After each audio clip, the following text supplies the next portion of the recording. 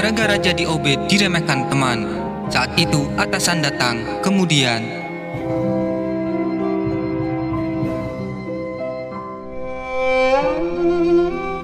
diceritakan seorang pemuda bernama Isma pagi itu sedang menyapu halaman kantor dengan sangat bersih.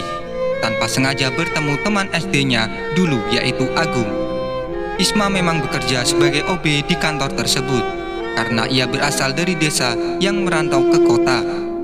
Dengan latar belakang tamatan SMA, dirinya mau bekerja apa saja asalkan halal.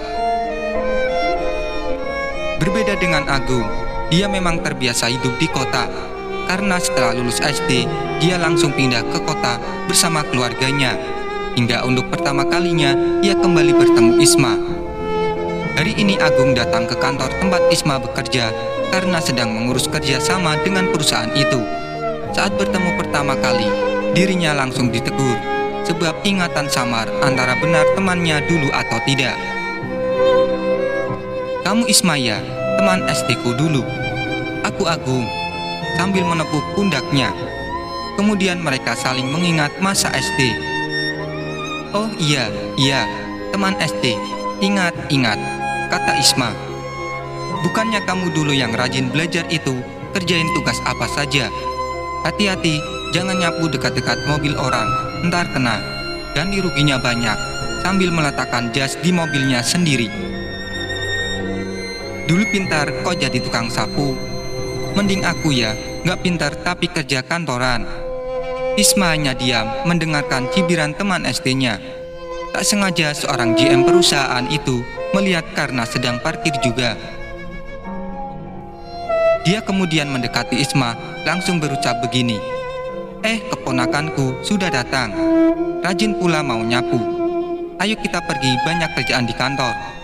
Kemudian Isma ikut pergi dengan atasannya tersebut sambil berwajah bingung. Kemudian ia bertanya pada atasannya, "Pak, kok bilang saya ponakan Bapak?" "Gak apa-apa, cuma ngasih pelajaran temanmu saja. Masa depanmu masih panjang. Anak muda jadi jangan mudah menyerah oleh omongan orang-orang," kata Pak General Manager. Ternyata sebenarnya mereka tak ada hubungan apa-apa. Tapi karena Isma ini rajin di kantor semenjak kerja 6 bulan lalu, sehingga kenal baik dengan GM tempat tersebut. Dia dulu pernah cerita pada atasannya ingin banyak belajar biar bisa sukses ke depan. Bukan hanya itu, kerjasama yang Agung tawarkan bahkan mengalami penolakan karena alasan tingkah laku.